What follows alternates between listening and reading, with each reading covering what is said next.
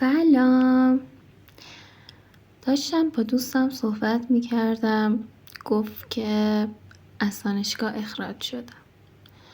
یادمه که وقتی میخواست اپلای کنه و از ایران مهاجرت کنه و برای PhD بره اونور، روز و شبش یکی شده بود.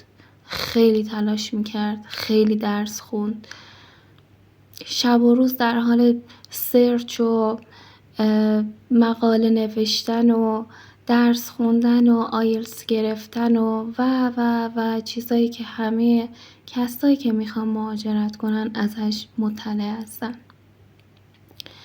بهش گفتم که چطور حالت؟ خندید.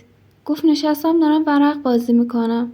گفتم یادته که چقدر تلاش کردی؟ گفت آره. گفتم مزد اون همه تلاشت شد اخراج شدن بعد از 3-4 سال از دانشگاه؟ به هم گفت اهمیتی نداره، من همه تلاشم برای اون چیزی که میخواستم کردم، حالا شد، ولی خب طبق اون چیزی که اساتیدم میخواستن نشد. من از زندگی لذتشو میخوام دیگه، تلاش برای چیزایی که میخوام و لذت از چیزایی که دارم. مگه زندگی همین نیست؟